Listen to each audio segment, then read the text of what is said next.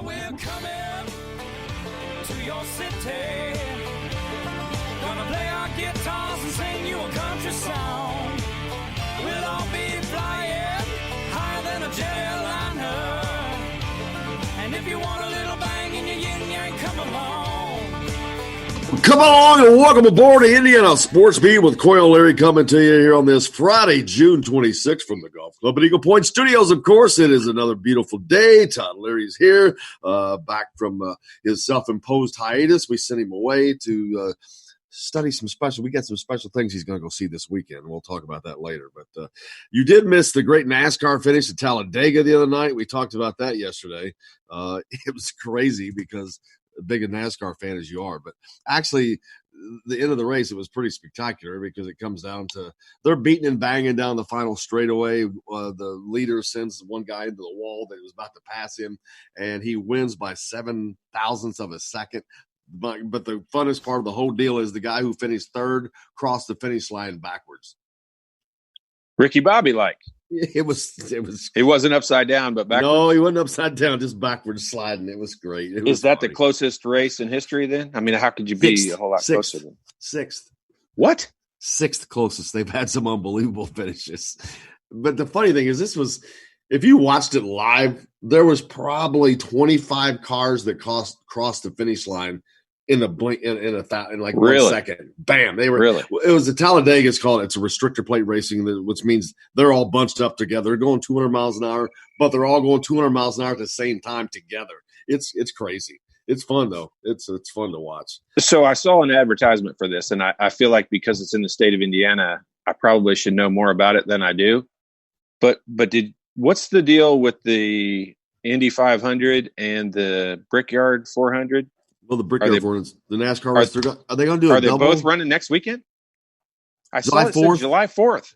I don't know. Not the Indy 500. No, the Indy 500 is going to be this fall, but they may run an Indy race. I can't remember if they're doing a doubleheader or something. They may do a doubleheader. I saw a commercial for it yesterday that said first time in history, a doubleheader. And that's what I didn't see. It went by so fast. It didn't say Indy 500. It's not the Indy 500, but it may be IndyCar race. It's probably an IndyCar race. Then the Indy 500, I think, is already scheduled for September or whenever it is. Is it? Okay. But yeah, that'd be cool. I mean, the Brickyards kind of moved around at the Indianapolis Motor Speedway time wise. I think it used to be in August. It was so damn hot. It used to be the first weekend of August, and they've moved it around a couple times, I think. That's not a great NASCAR race. It's not a great track. It's too big, isn't it? It's flat. It's flat in the corners. It's flat where those Indy cars, they stay down and on the track more so they can go faster. But those NASCAR guys, man, they get in those corners. Whoo! It's like being on ice when you don't have any banking. If you could choose to drive, which one would you choose? An IndyCar or a NASCAR? Oh, NASCAR all day long because you can beat and bang and not. No, I mean if it's just you on the track, just you as a test drive. Indy or NASCAR, IndyCar, I'm almost afraid that thing goes too fast. I'm like, ooh, there's just no. Ooh, that thing is like super speed. What's top end for a NASCAR? Probably like 205 or something. That's where they restrict them out. So I mean, they could make them to go faster if they wanted to, but not as fast. They couldn't make them go as fast as an IndyCar, but I think they top out at like 230. Yeah, it's faster than I want to be going in a car. Faster than I want to be going in a car. That's for daggone sure. Yeah. The NCAA extends the recruiting dead period to August 31st. No on-site recruiting, no visits. So that's people were a lot of hope that they were going to be able to do some visits, and it just that's just not going to happen this year. And what the visits is one thing. The part of that really makes it tough on kids who are going to be seniors is that pretty much eliminates any recruiting through AAU for the summer. I mean, unless they potentially move something to September, which I can't see happening. Generally all of the recruiting is done by the end of August or the end of July, and now they've moved it back to where they had a bunch of tournaments scheduled in July, a bunch of national ones, but now that it just doesn't appear they'll still have a lot of those tournaments. It just there won't be the coaches there watching it. The men's and women's basketball oversight committees indicated they are not planning to recommend any changes to the summer access model that was adopted last week, which permits institutions to begin summer countable athletically related activities in basketball beginning July 20th. They may include up to 8 hours per week of weight training, conditioning, and skill instruction with not more than 4 hours of skill instruction. So, blah, blah, blah. That's just a joke. I'm just saying the rules they're funny. I was like, golly. Well, I mean, here's the goofy part with that. And we all know this. And hey, none of us would want to change it. So I don't even know why we act like it's the thing. But this is another thing the NCAA just tries to monitor. But look, how many times do you talk to an athlete and they put up the quote air quotes and say voluntary workouts? Yeah. Like they're voluntary as long as you want to play. If you don't want to play, if you don't want to play, you don't have to go. We had voluntary workouts in high school football. It's all voluntary. The summer was completely and totally voluntary. As long as you want to be on that field when the games come, it's voluntary to play on the team. Like you don't have to. Promise you, it was completely and totally voluntary, and I did not miss one. No, you're not. Nobody did. Nobody did. You better be at a funeral if you miss one, and that even has to be excused. So, it's just that is a great example of the NCAA's archaic, ridiculously old, trying to control everything rules. The council members also granted a waiver to modifying the start date for preseason practice in sports other than football.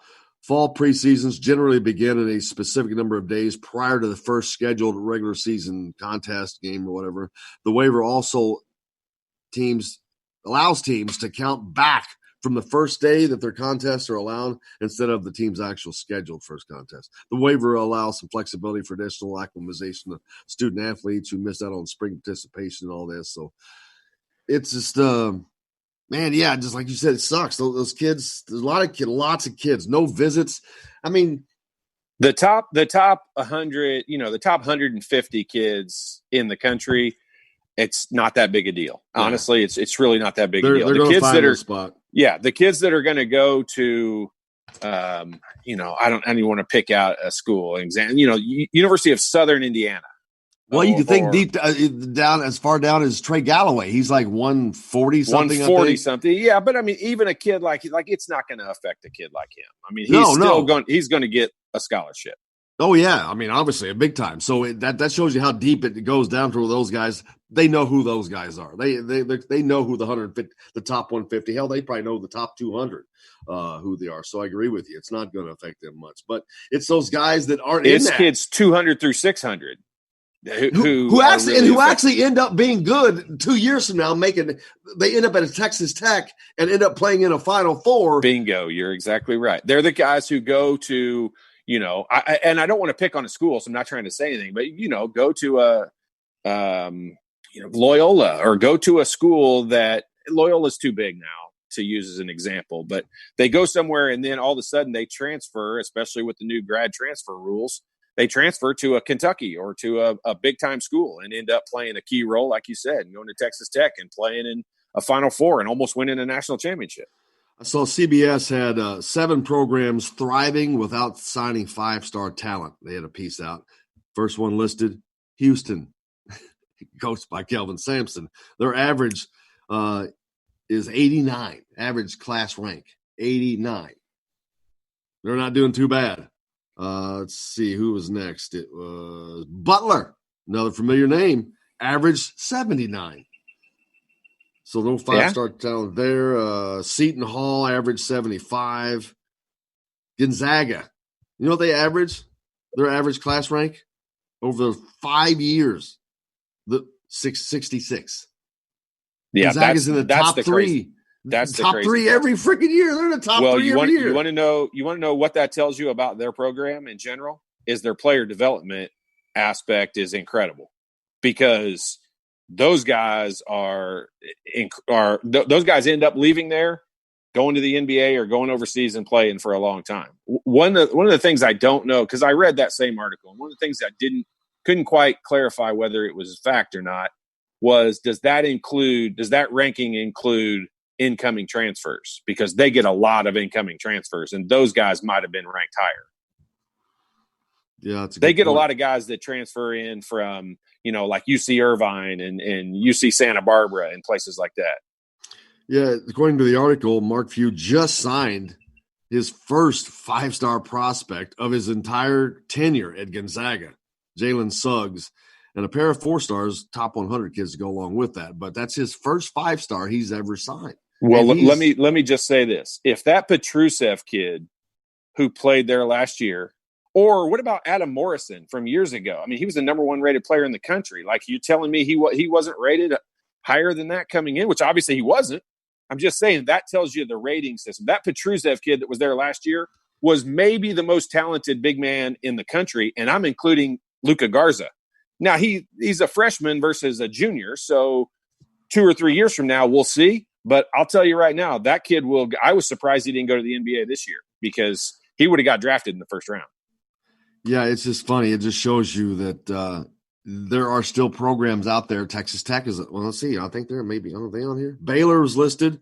Baylor, there's another Indiana coached by a guy from Indiana. A lot of connections here. It's kind of funny.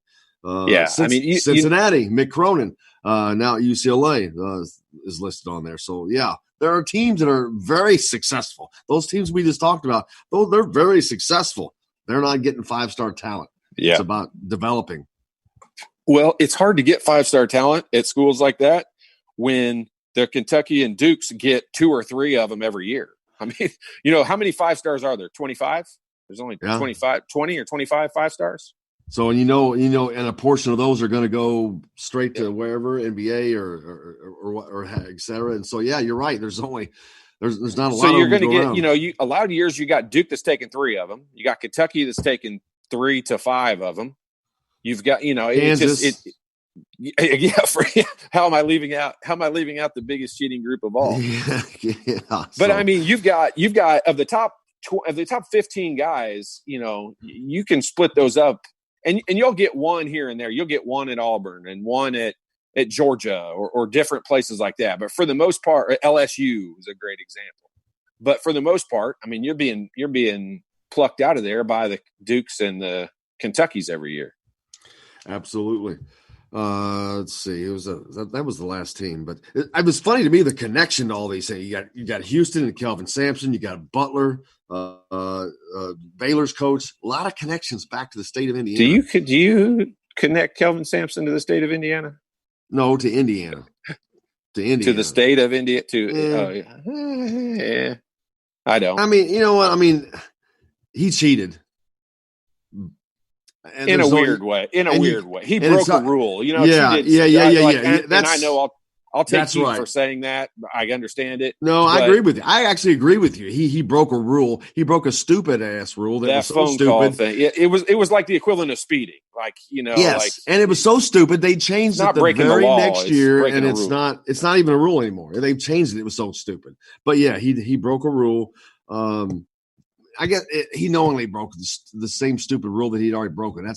Was what gets you. But anyway, hopefully he learned. Obviously, he learned from his mistakes. But here's what I'll tell you about Kelvin Sampson. He's thriving. He is. He's doing a good job where he is, and I don't wish any ill will on him whatsoever. I'll tell you this: like I was pretty close to the program when he was around, and I can tell you he's not a fun person to be around. He's not the coach I want at the school I root for. That's the only reason I don't want him here. I don't think he's a bad coach. I don't think he's a bad person in general. I just don't really like him. And nobody around the athletic department really liked him. I mean, but nobody really liked Bob Knight either, to be honest with you. In the athletic program, they didn't.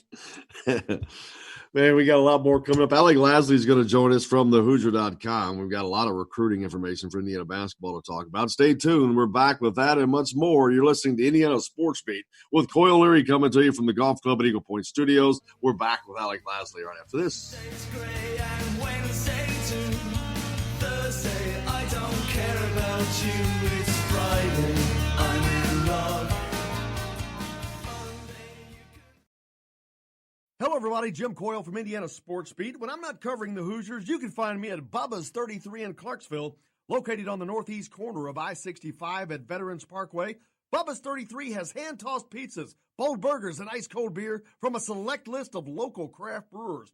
An incredible food selection, all made fresh daily. Whether you're meeting the team for that post-win meal in the family dining area or meeting friends for happy hour to watch the game on one of Bubba's 50 TVs, Bubba's 33 in Clarksville. Pizza, burgers, beer. We all want a winning smile for those championship photos, and that's exactly what you will get at Reynolds Family Dentistry in Sellersburg. Reynolds Family Dentistry has been serving the dental needs of Hoosier families for over 30 years. Let Doctors Roger and Jay Reynolds take care of your family. Just off of I-65 at 809 South Indiana Avenue in Sellersburg. Call 812-246-3368. That's Reynolds Family Dentistry, 812-246-3368. I'm Rain Shaddy, and I'm a Hoosier. As a toddler, you could always find me running around in a cream and crimson onesie and a red IU hat reminiscent of those worn during the world-famous William Tell timeout, shouting, "Go Hoosiers!" Like many other alum, I chose to make Bloomington my home. As a civic and alumni leader, I have become very knowledgeable about our community and would love to share my insights with you as your realtor. Find me on Facebook or call or text me, Ryan Shaddy, with FC Tucker Bloomington Realtors at 765-623-9093. Now that warm weather has arrived, it's time to hit the links, and there's no better place than the golf club at Eagle Point in Bloomington. Voted best golf course by the readers of the Bloomington Herald-Times, the golf club at Eagle Point is under new ownership, has new fairways and bunkers, and it's open to the public. When the round's over, there's cold beer and a full menu at the Eagle Point Pub and Bistro. Call 812-824-1100 to make a tee time. That's 812-824-1100. The golf club at Eagle Point in Bloomington. This is Jim Coyle from Indiana Sports Beat with Coyle and Leary. Indiana Sports Beat is now a part of the Rivals Network. You can go to thehoosier.com to sign up. It's free. Catch the show there each day live or at your convenience. You can also like or follow us on Facebook, follow the show's rebroadcast anywhere you podcast. If we're not on a radio station where you live, we should be. Let your local station know they need to carry Indiana Sports Beat with Coyle and Leary, or simply go to thehoosier.com. Some of the best sounds you'll ever hear are generic, safe, effective, even money-saving, just like FDA-approved generic drugs. Even if they don't come in the exact same color or shape as their brand name equivalents, they have the same key ingredients and go through a rigorous review process. Talk to your doctor or pharmacist today and visit fda.gov/generic drugs. Generics are safe, effective, and can save you money. You'll like the sound of that. This is former Indiana basketball player Brian Evans, and you're listening to Indiana Sports Beat with Jim Coyle.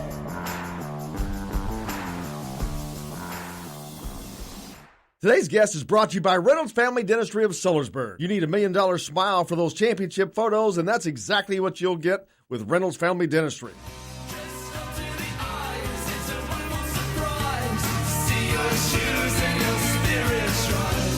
Welcome back to Indiana Sports Beat, coming to you from the golf club at Eagle Point Studios on this Friday, joined now by Alec Lasley from thehoosier.com. Alec, how's it going, brother?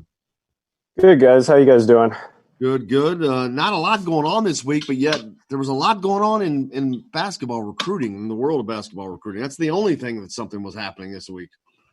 Yeah, exactly. Obviously, I think everyone kind of figured with the NCAA coming out yesterday and pushing the recruiting dead period through August. I think everyone was kind of expecting that, but definitely kind of a huge kind of blow and downer for, the end of summer and for this entire kind of 2021 class. And everything that they're really going through this year has been brutal, and that just kind of added onto it.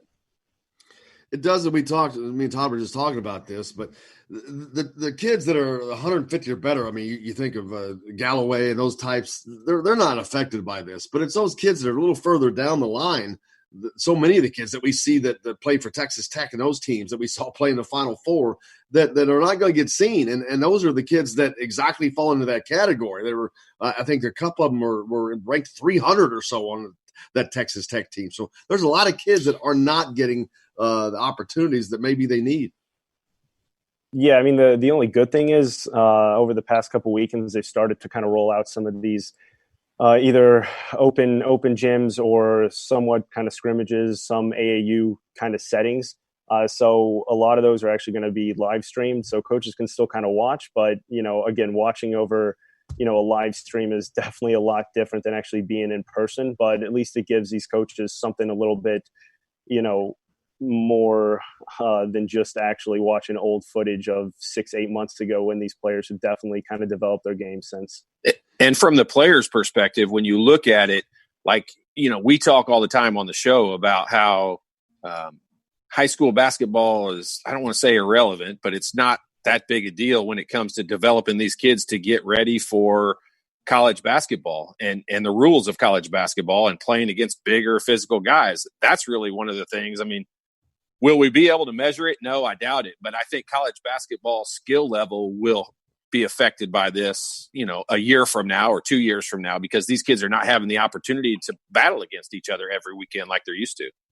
Yeah, I mean, that's a really good point. Obviously, with AAU, it's 5 to 7 pretty much mid to high major D1 players on every single team, and that's a lot different than playing against a high school team that may have 2 or 3 guys, but those other 3 to 5 aren't really that kind of high major caliber player.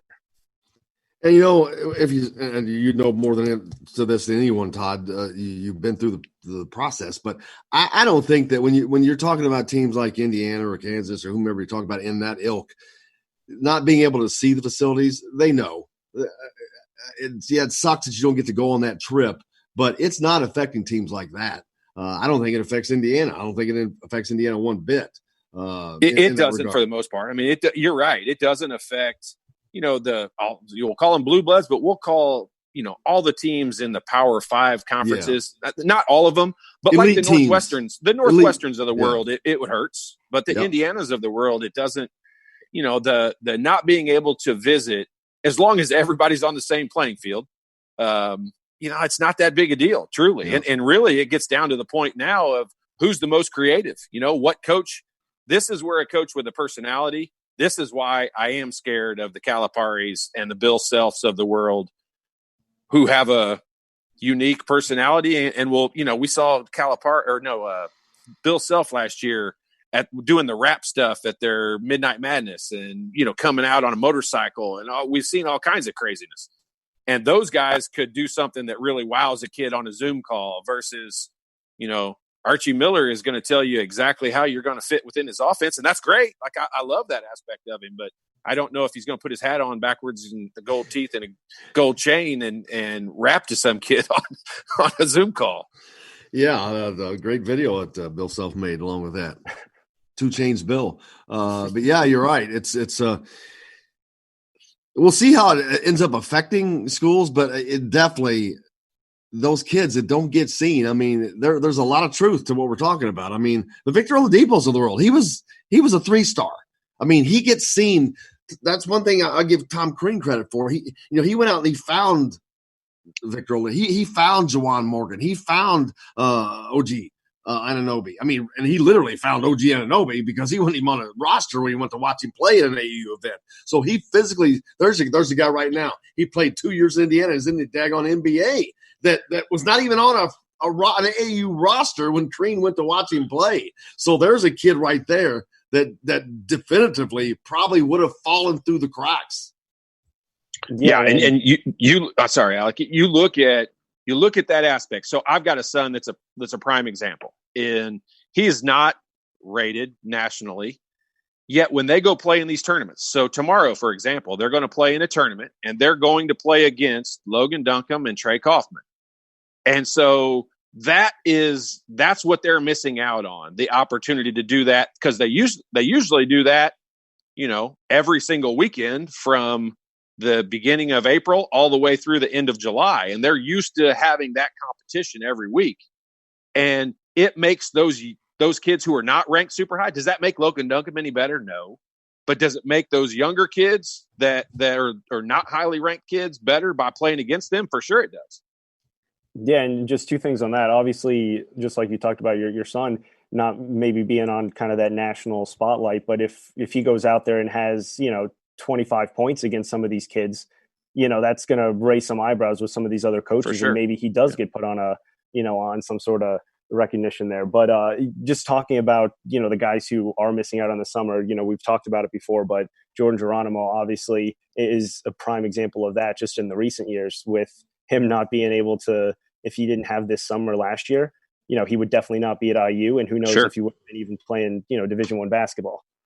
And not only that, he came on a visit, and I can't say for certain he committed while he was here, but I'm going to guess that he did because he committed the next day. I'm going to guess he wanted to commit when he was here, and I said, "Nah, go home and think about it at least." And then he went home and he committed the next day.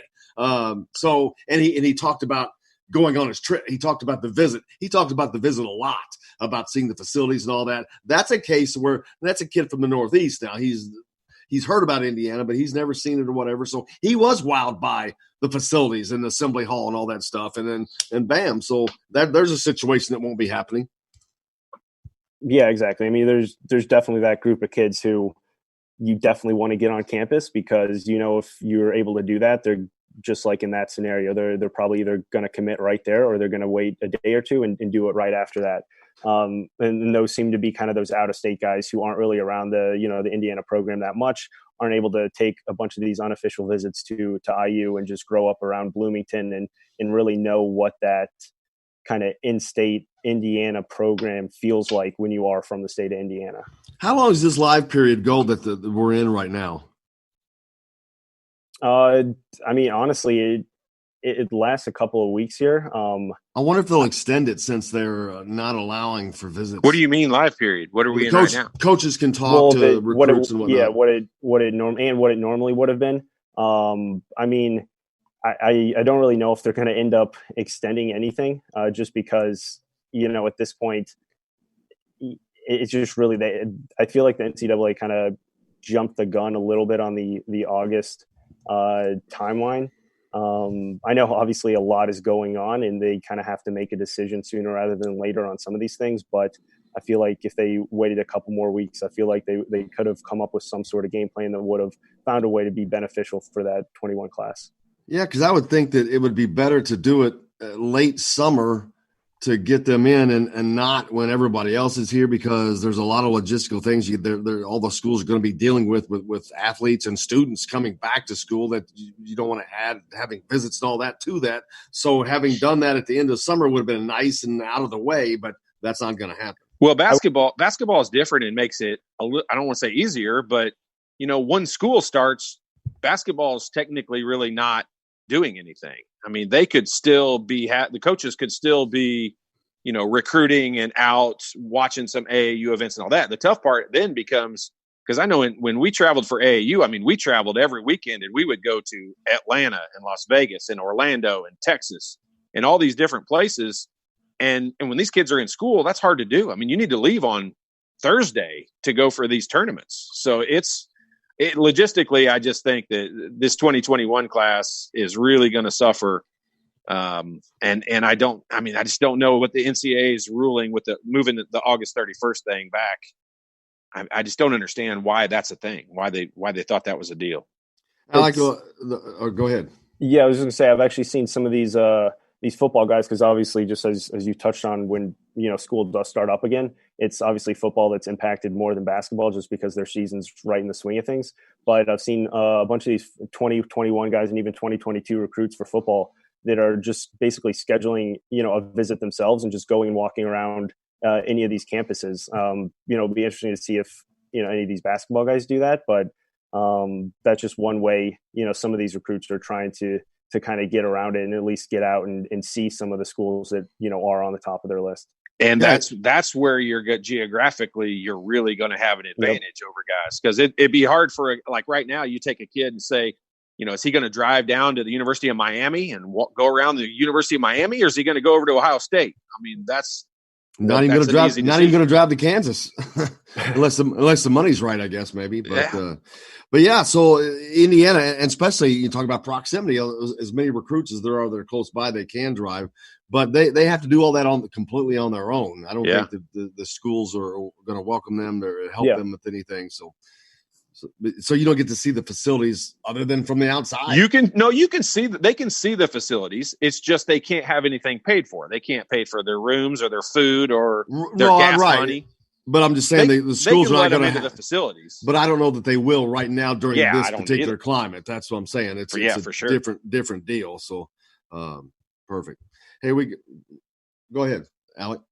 A lot of this week there wasn't a lot going on, but early on it seemed like there was a little movement. We heard some names out there. Anything new on the horizon? Couple names that have kind of been on the radar. CJ Gunn, Kayshawn Comer. Those are two kind of guards in-state guards.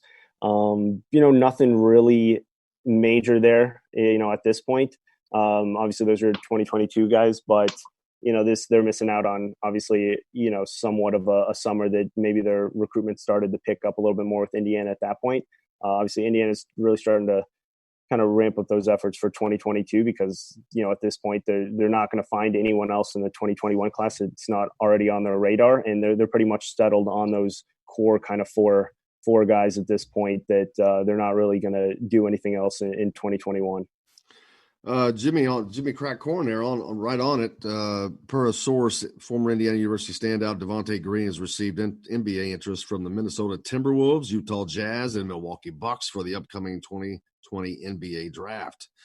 Green recently signed with Rock Nation Sports Agency. A little news on Devontae there, NBA news. We'll see. Devontae has a chance of being a better NBA player than he did college player. I mean, there are a lot of guys who have a game suited for a certain level of play, and Devontae is for sure a guy who is suited for the NBA way more than college basketball. Yeah, it wouldn't surprise me at all. We'll see how that works out. Alec, what else is happening? What do we expect next in recruiting with all the things now? The NCAA has extended the dead period. So what can folks expect next for it doesn't have to necessarily be just for Indiana basketball recruiting, but football too. But it's mostly basketball. This is an impact because football is kind of set and they're rolling along. Yeah, I mean, I honestly think we're going to see a ton of early commitments from guys who normally would have, kind of played out their recruitment.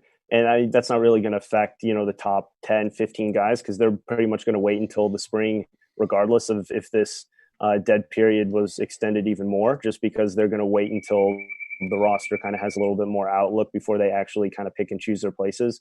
So with Trey Kaufman, with him, he's pretty much seen his recruitment, break out already. I think he may wait even longer than what may be expected just because there's no point in him rushing it anymore now. And he may want to see, hey, if, a Virginia or a Kentucky or North Carolina, if he's able to go out and visit some of those places, why not wait until, March or anything like that, just to see how things play out. For Mason Miller, I think this may end up speeding up his timeline a little bit just because, he hasn't actually broken out kind of on the national spotlight as I feel like he pretty much should. He kind of has that core group of offers from those 3 or 4 programs, Ohio State, Creighton. Obviously, Memphis was kind of intriguing for a little bit, but with his dad no longer there, that they're pretty much out of the picture. And I think, the relationship that IU has with the whole Miller family is pretty solid right now. And I think that could help in the long run if he's not able to take, any visits before his senior year gets going. Yeah, Todd will see those guys play this weekend. Trey Kaufman, Logan Duncombe. Now, Trey Kaufman, you talk about speeding up recruiting. He's one that is definitely taken his time and made it known that he had no plan to make a decision early. Any change? Because I don't think there's going to be a change with him. Yeah, it's hard to tell when it comes to these situations. We don't know how it's affecting them personally. It's one thing we know: he's going to get recruited, whether he makes his decision now or not. So it's not as if he's going to miss out on the opportunity to go somewhere. It's truly just a matter of, a personal preference at this point, and whether you want to get rid of all that attention that you're constantly getting, or whether you want to continue to receive it. Because once you make your decision, I think then your fan base kind of obviously moves towards that particular school. And, some kids just like the attention. There's nothing wrong with that. Yeah, I know he's one that is not a huge fan of just talking about recruiting and the whole recruiting process. And, at times I feel like at this summer, with things the way they are, It's kind of been good for him just because he really hasn't been able to take any visits, hasn't really been able to do anything when it comes to that. So, he's been kind of quiet on that front. So, I could see him going either way, but I could see him definitely taking a little bit longer just to see if any of these other bigger schools do start to come calling and see if he can take any visits out there. Is there a particular offer he's waiting for? I mean, I think that a lot of people think about Kentucky. He's down there in Southern Indiana by very close to Louisville. I don't think he has an offer from Kentucky at the moment, does he? No, he doesn't. And this is the thing where, if a lot of these guys do start to commit early, if, Kentucky, let's say, misses out on their 1B and 1C guy in their hot list, then that's going to be someone that they're going to go after pretty hard just because, he's still a top talent around the country. And if you do miss out on some of those top guys, that's why I'm saying I think he may wait a little bit longer just to see who commits, where they commit, and see if his options do even open up, more than they are right now. That's what folks need to understand. You just made a great point. He's option D for Kentucky, and for Indiana, he's option 1A. So big difference in there, but he means a lot more to Indiana. But we'll see how that works out. Alec, I can't thank you enough, man. Always great stuff, and to make sure you follow him on Twitter at Al Asley and also at thehoosier.com. Lots of great stuff there on the recruiting side of things, buddy. Appreciate you very much. Thanks, guys. Have a good weekend. You have a great one, too. Alec Lasley joining us here on Indiana Sports Beat, as always, talking about the recruiting interest. We got a lot more coming up. Got some text to get to when we come back as well. Ryan says, glad to have Todd back.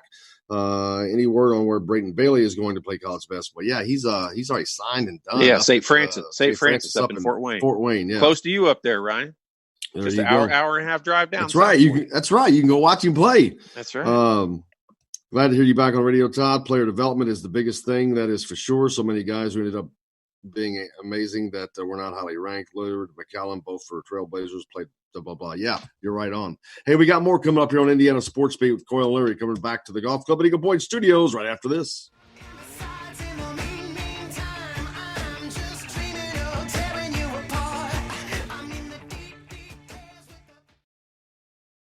Hello, everybody. Jim Coyle from Indiana Sports Beat. When I'm not covering the Hoosiers, you can find me at Bubba's 33 in Clarksville, located on the northeast corner of I-65 at Veterans Parkway. Bubba's 33 has hand-tossed pizzas, bold burgers, and ice-cold beer from a select list of local craft brewers. An incredible food selection, all made fresh daily. Whether you're meeting the team for that post-win meal in the family dining area or meeting friends for happy hour to watch the game on one of Bubba's 50 TVs. Bubba's 33 in Clarksville. Pizza, burgers, beer. We all want a winning smile for those championship photos, and that's exactly what you will get at Reynolds Family Dentistry in Sellersburg. Reynolds Family Dentistry has been serving the dental needs of Hoosier families for over 30 years. Let Doctors Roger and Jay Reynolds take care of your family. Just off of I-65 at 809 South Indiana Avenue in Sellersburg. Call 812-246-3368. That's Reynolds Family Dentistry, 812-246-3368.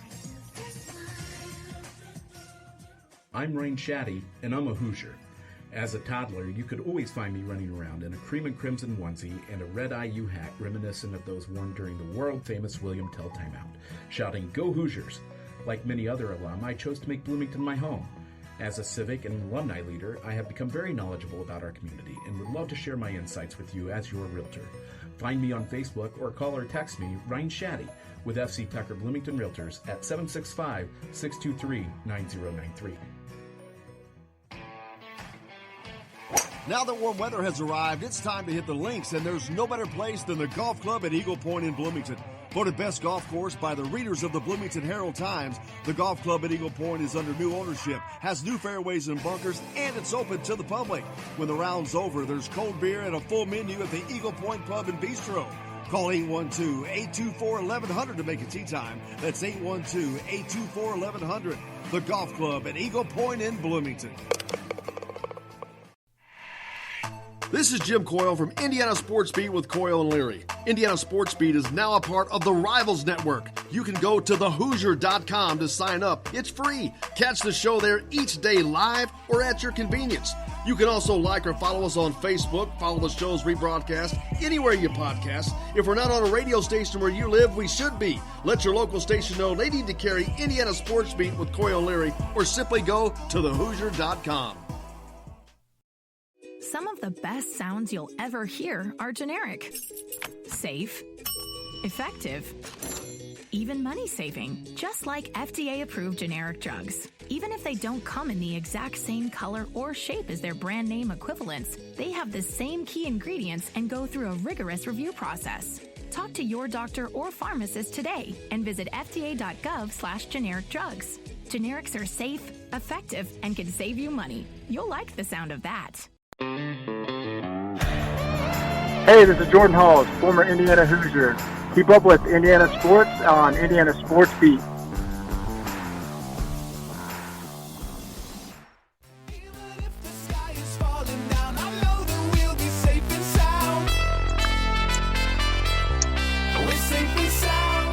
Welcome back to Golf Club at Eagle Point Studios. Indiana Sports Beat, Coyle Leary here on this Friday. It's June 26th. Text in from Tim. Right, where did I lose that text? I lost it. But it said, how about Daryl Thomas' son? An offer from Illinois, being recruited by Indiana. Maybe I have to check out. Sent that to Alec to check into that. But that would be kind of a cool thing to see. Yeah, interesting. You know, it's kind of funny how, you think back to players that have played at IU. I mean, I go back to, the Kitchells and Whitmans and the guys that I grew up watching. And, just probably the one recruit that you would have thought might have had a chance would have been Alford's kid. He had a pretty great year at UCLA his senior year, but you just haven't had very many, super talented, or I guess highly recruited, I should say, not super talented, but highly recruited former players' kids. That's kind of, I never even thought about that until now, but it's kind of, because there are plenty of them. You got kids. When you go back and think about it, like I was trying to go think about it the other day, but even if you look at Calvert Chaney and you look at guys like that, like I can't think of anyone that is that I watched play or that played with me or that has played since then that has kids that are taller than them, which is unusual. Yes. Because, you take Brayton Bailey, for example. If he was 6'7", he'd be being recruited by tons of places. Pat Graham's kids, Cade and Jace, if they were 6'7" or 9 or whatever, they'd be recruited all over the place. It's just like, I can't think of anyone whose kids are taller than them. Yeah, because a lot of times you hear such and such at 6'11", his dad's 6'8", his mom's 6 foot, right. Blah, blah, but they're all tall every time. Sure. Yeah. Like Matt Nover was always a great example. I mean, his parents, I think his mom was like 5'11" maybe, and his dad was like 5'11" or 6 foot, and he was 6'8", and all of the girls in the family were 6 foot or taller. Like they were just all big for a really unknown reason. Must have been a grandpa or grandma adding to something along the lines, but they were drinking the right milk. Who knows? Yeah, that's funny. But yeah, you're right. There's no Glenn Robinson's kid. He was at Purdue. Did he play at Purdue Junior? The third? No, he played at Michigan, right? Yeah, that's right. So there you go. Well, yeah, it's not a big. I can't think of a single kid. I can't think of a single kid that is taller than his dad that played at IU. And I can't think even. Can we think of a kid that played here who was a son besides Pat Knight? I mean, he wasn't a player, so yeah, there you go. We don't have very good bloodlines when it comes to producing tall, athletic kids. I guess. He said Daryl's son is 6'8". Well, that's taller than him because wasn't he 6'7"? He was 6'7", yeah. And if they listed him at 6'7", he was probably 6'6", to be honest with you. For sure. Yeah, he was more of a Charles Barkley-ish build. And that's exactly what he played, because he played in the paint the whole time, half the time. Oh, he was a big man for sure. Yeah, that's funny. But yeah, that would be cool. 6'8", boy, that's right in Archie's wheelhouse. That's his number one 6'8" guy. There you go. I think he'll have more 6'8" people on the roster than anything. Well, you can live with that. That's a lot better than having a whole roster full of 6'3" guys. Yeah, you got that right. But yeah, that would be very interesting. That's cool. I like to look into that and get on that. But that'd be a cool thing to see. It's amazing how much more you have to prove yourself. I mean, think about the recruits that we have coming in. If you took every one of them and you did not change their skill level one bit, but you took Trey Galloway and you made him 6'7", and you took Anthony Leal and you made him 6'8" or 9. I mean, these guys all of a sudden become Brian Evans-ish. I mean, they all of a sudden are so much more highly recruited and thought of just because of their height, not because of anything else. Well, let me give it to you from the recruiting expert, Alec Lasley, 2022 guy, talking about Daryl Thomas's son. 2022 guys, so still a ways to go. And even in 2022, Jalen Washington, Sean Phillips ahead and light years above Thomas's skill-wise. IU may get involved down the line if they miss on a few guys, but I wouldn't expect anything soon. IU needs impact players in the front court over the next few years, Kaufman, Miller, Washington, Phillips, so he just isn't a priority right now. There's the bread and butter of it right there. Yeah, I mean, it kind of is. It's a little different because of the level we're talking about, but it's kind of the same situation you talked about a little while ago with Kentucky, in that, Jalen Washington, there's two guys from Mean Streets in, Northern Indiana and Chicago are top priority right now. And, if they miss out on both of them, which is possible, then a guy like that, definitely falls into the category of your next best. Yeah, and sometimes it's nice to have a legacy just for that standpoint, but I think we're seeing less and less of that. We just talked about Glenn Robinson wanted to go do his own thing. He went to Michigan, not following in his dad's footsteps. So, we just don't see as much of that. Can you name – I'm putting both of us on the spot, and I know we're both terrible at this, but our text listeners a lot of times are good at coming up with this. But name the best father-son duo that played at the same school. Like, I mean, it doesn't even have to be the best. Name some good ones. Like, I can't even really come up with any that I can think of a player that followed his dad to a school and had a great career.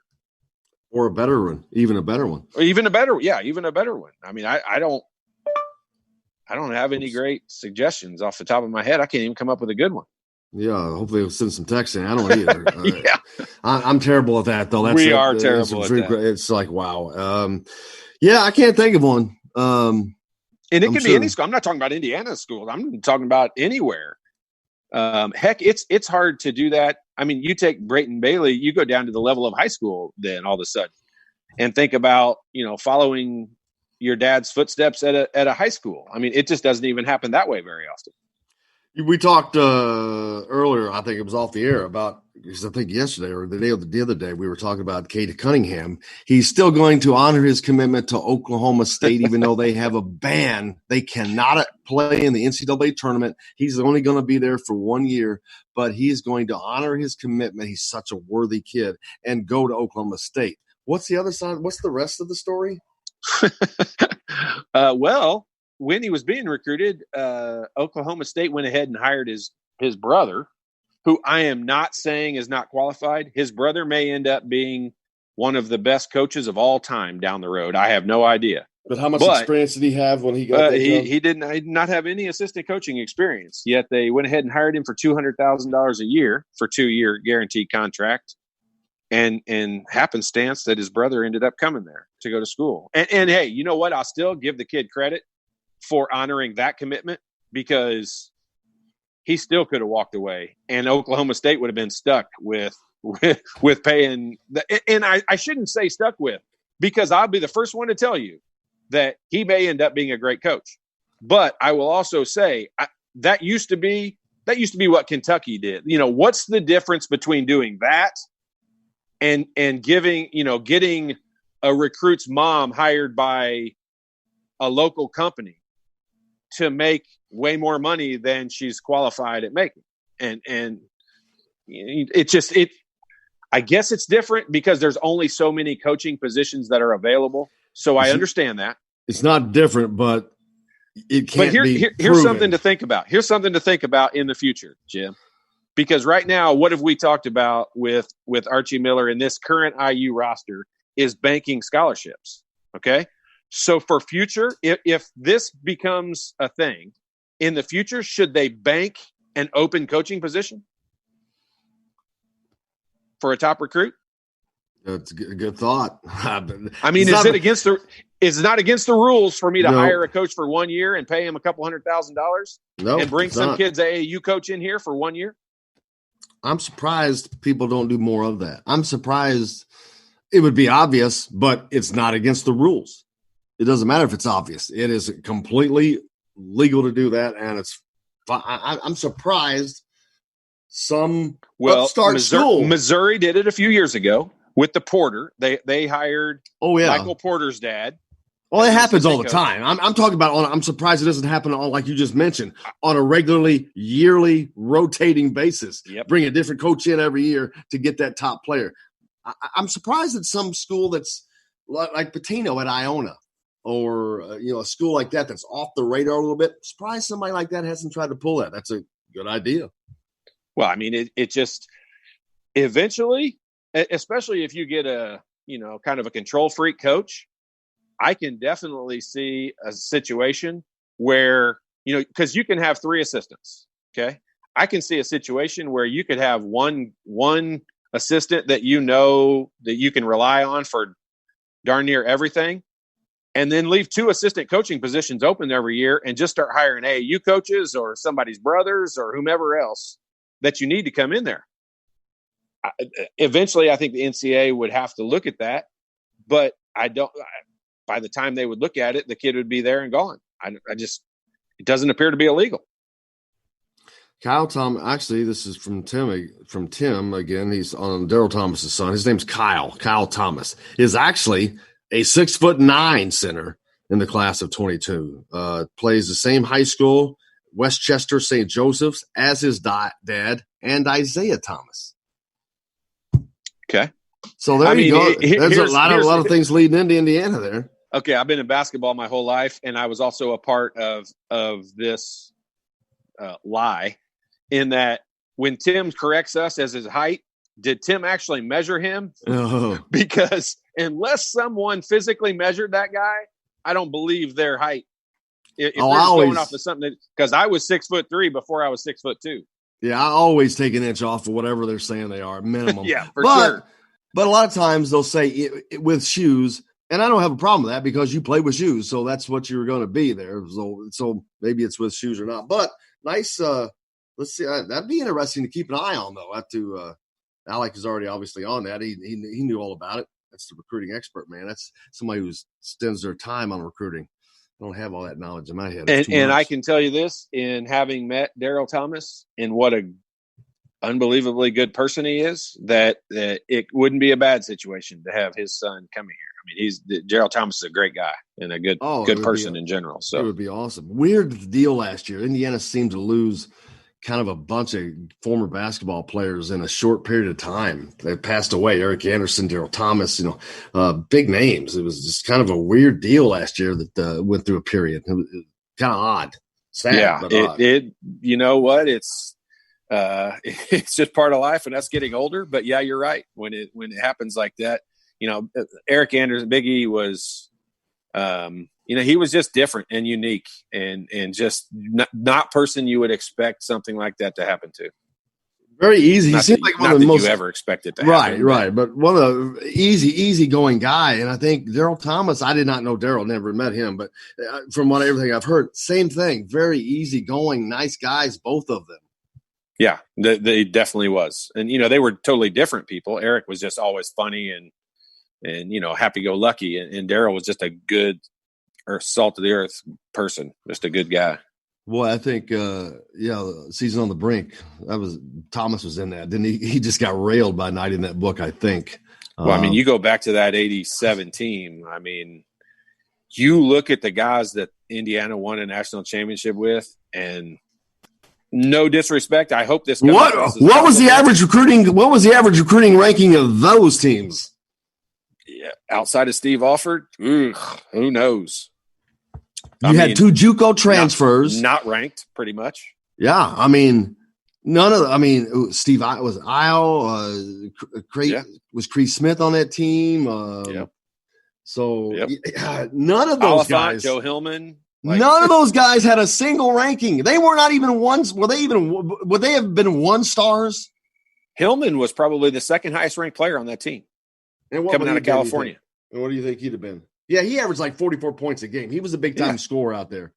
So he probably would have been just on hype alone. Not saying it wasn't worth it. I'm just saying just on hype alone, somebody scores 44 points a game, going to be highly ranked. So he would have been highly ranked. But I promise you, all those other guys you listed, not even going to make the list probably. No.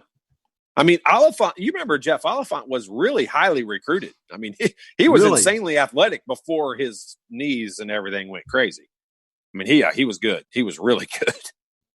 But not nationally hugely ranked. We got more coming up here on Indiana Sports Beat, talking about some recruiting today on this Friday as we head into the weekend. Hope everybody's having a great day. We got a little more to talk about when we come back. Stay tuned. We're back with more Indiana Sports Beat coming to you from the Golf Club at Eagle Point Studios. Back with more right after this.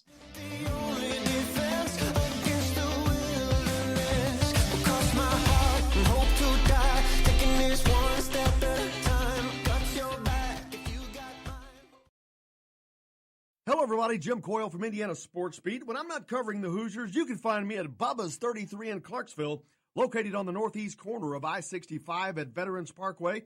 Bubba's 33 has hand-tossed pizzas, bold burgers, and ice-cold beer from a select list of local craft brewers. An incredible food selection, all made fresh daily. Whether you're meeting the team for that post-win meal in the family dining area or meeting friends for happy hour to watch the game on one of Bubba's 50 TVs. Bubba's 33 in Clarksville. Pizza, burgers, beer. We all want a winning smile for those championship photos, and that's exactly what you will get at Reynolds Family Dentistry in Sellersburg. Reynolds Family Dentistry has been serving the dental needs of Hoosier families for over 30 years. Let Doctors Roger and Jay Reynolds take care of your family. Just off of I-65 at 809 South Indiana Avenue in Sellersburg. Call 812-246-3368. That's Reynolds Family Dentistry, 812-246-3368. I'm Rain Shaddy, and I'm a Hoosier. As a toddler, you could always find me running around in a cream and crimson onesie and a red IU hat reminiscent of those worn during the world-famous William Tell timeout, shouting, "Go Hoosiers!" Like many other alum, I chose to make Bloomington my home. As a civic and alumni leader, I have become very knowledgeable about our community and would love to share my insights with you as your realtor. Find me on Facebook or call or text me, Ryan Shaddy, with FC Tucker Bloomington Realtors at 765-623-9093. Now that warm weather has arrived, it's time to hit the links, and there's no better place than the golf club at Eagle Point in Bloomington. Voted best golf course by the readers of the Bloomington Herald-Times, the golf club at Eagle Point is under new ownership, has new fairways and bunkers, and it's open to the public. When the round's over, there's cold beer and a full menu at the Eagle Point Pub and Bistro. Call 812-824-1100 to make a tee time. That's 812-824-1100. The golf club at Eagle Point in Bloomington. This is Jim Coyle from Indiana Sports Beat with Coyle and Leary. Indiana Sports Beat is now a part of the Rivals Network. You can go to thehoosier.com to sign up. It's free. Catch the show there each day live or at your convenience. You can also like or follow us on Facebook, follow the show's rebroadcast anywhere you podcast. If we're not on a radio station where you live, we should be. Let your local station know they need to carry Indiana Sports Beat with Coyle and Leary, or simply go to thehoosier.com. Some of the best sounds you'll ever hear are generic, safe, effective, even money-saving, just like FDA-approved generic drugs. Even if they don't come in the exact same color or shape as their brand name equivalents, they have the same key ingredients and go through a rigorous review process. Talk to your doctor or pharmacist today and visit fda.gov/generic drugs. Generics are safe, effective, and can save you money. You'll like the sound of that. This is James Blackman Jr., former Indiana Hoosier. Make sure you're keeping up with the Hoosiers on Indiana Sports Beat.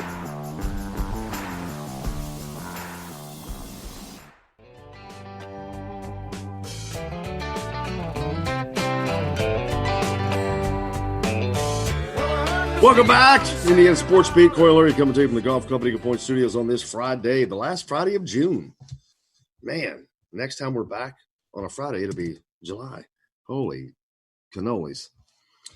Summer's here, man. We've already hit the equinox, which means the days are now going to start getting shorter. That always stinks. You don't notice it at first, but man, oh man. It does stink. It just stinks. It just stinks, but that's life. Big weekend coming up. What's the weather going to be like? I haven't even looked. Haven't checked the forecast. Rainy. It's got some chances of rain all weekend, but also chances of not rain. It sounds like a 50-50 proposition. You know what? Whenever they put that, it's almost like we live in Florida now, because whenever it shows up on there as thunderstorms, usually like part of the day it rains and then the rest of the day it's beautiful. It's almost like that daily shower you get in Florida. On Monday, how about Verdell Jones? Had Seawat on a few times. How about the man who didn't Verdell make the pass? Didn't he pass it back to Watford? Yeah. Mm-hmm. See what's up with Verdell. See how he's doing. Maybe we can get on Verdell to get a TB team together. That's another thing. The TBT starts here July 4th, so we still got another week or so. But jonesing for some sports, man, to watch something. And that's kind of always a fun thing to watch. But you have to get on Verdell. I wonder what Verdell's doing nowadays. Can't call it. Don't know. I don't think he's playing anymore. I think he's working. We'll find out on Monday, of course. But I'm trying to think back how long he's been out. What's it been, like 7 years since he's been out of college or thereabouts? Yeah, I mean, that's where you think about it. I mean, so he's got to be close to 30 years old. And I know it doesn't sound old when you're talking about the TBT. That age-wise to us doesn't sound old, but when you look at that far out of school, unless you've stayed in incredible shape, oh yeah, you got to be playing. You can't compete. These guys are all playing. Yeah, everybody in there is probably, most of them are all playing in something. You can't just pick up and start go. I'll tell you right now, if we were going to play in a one-possession game, I would still take Calbert Chaney over anybody. But if we're going to play in a full game, you got to take Victor Oladipo over Calbert Chaney, don't you? I mean, but if you're going to play in a one-possession game, would you take Victor Oladipo over Calbert Chaney? I'm not going to be – I want Calbert. Calbert, of course you do. And I love Victor. Like, I'm a gigantic – I do too. Victor because fan, he does things that Calbert can't do.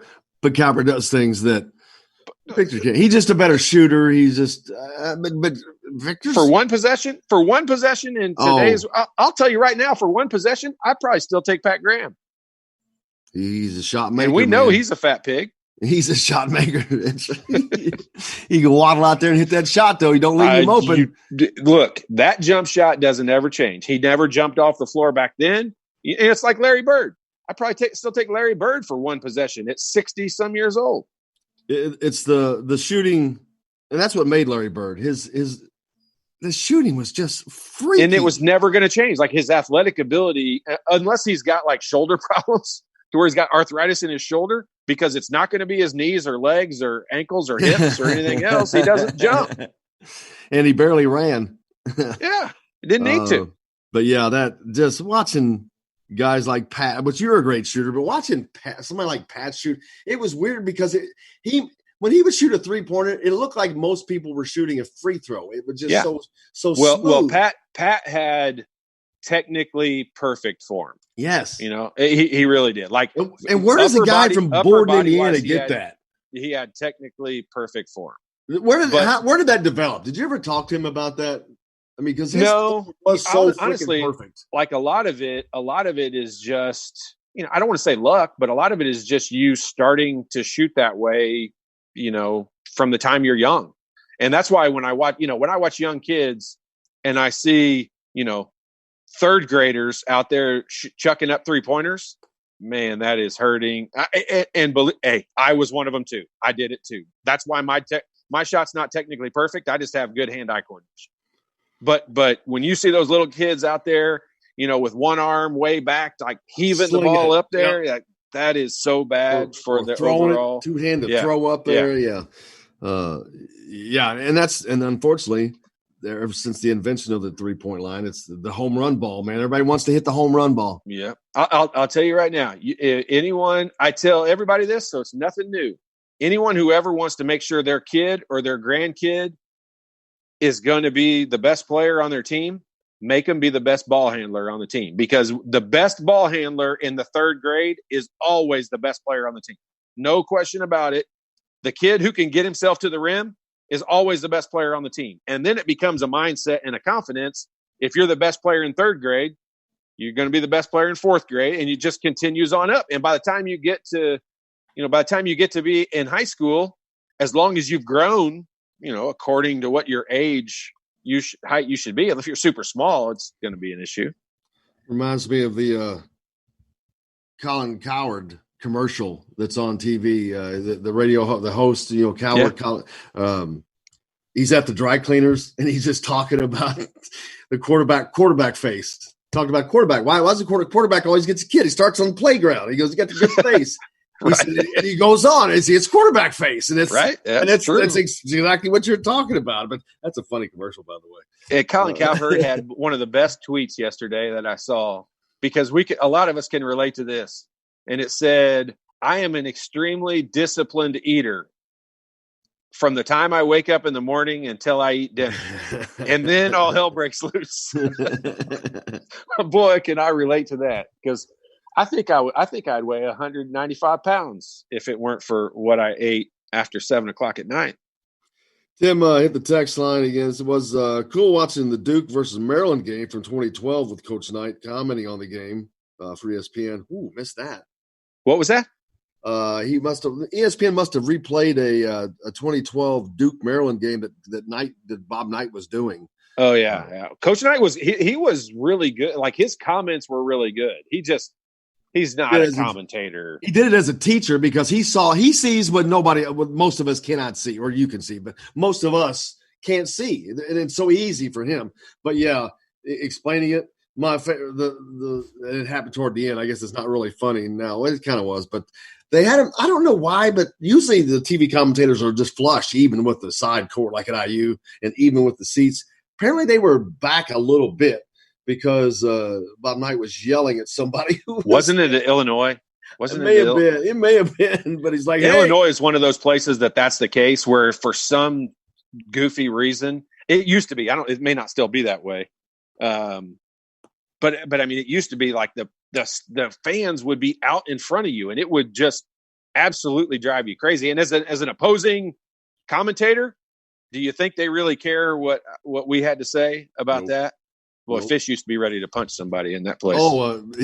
Knight was, if you remember, he was like yelling at somebody while they were doing a game. Hey, you want to come back here and sit down and do the game and let me just sit down there? You remember when Knight used to move the referee, when he used to grab the waist of the referee and move him out of the way? Yeah. Now, who can get away with that other than no one? Him and Coach K, maybe.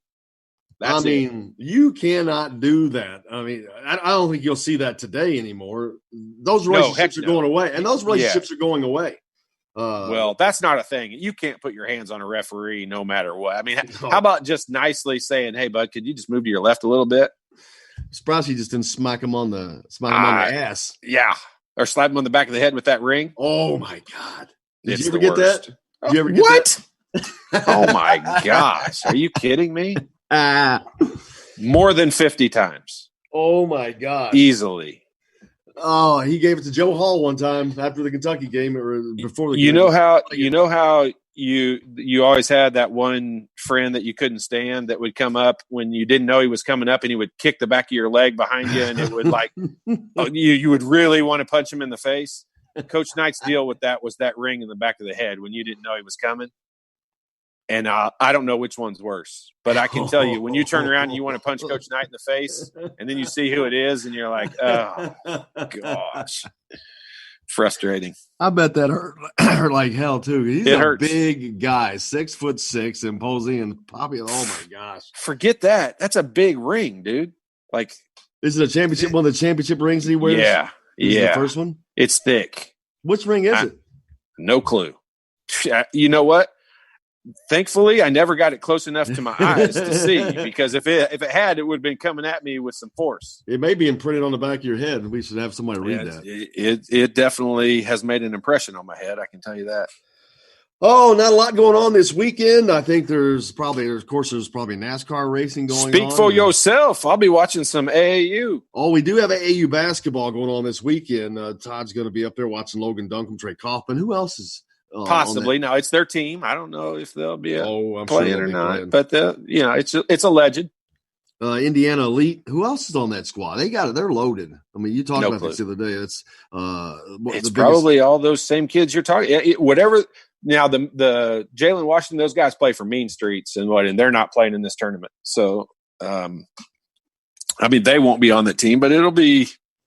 Maybe Blake Wesley. I don't know. Maybe I forget the Luke Brown. Maybe Luke Brown playing. We'll have all the information on Monday. Todd's going to go up there and watch that, and maybe shoot some video. If he has time to get some interviews, he'll do all that as well. But look forward to having that for you on Monday, and I hope everybody goes out and has a great time, or does nothing and has a great time doing nothing, whatever you want to do. But good talking to you guys again this week. We appreciate you. On Monday, Verdell Jones is going to be with us, and we'll do it all over again. Looking forward to it. Todd and Jimmy, have a great weekend. Everybody else, the same to you. Go out and do something nice. Say something nice to somebody. Until Monday, I'm Jim Coyle. I will see you on the radio.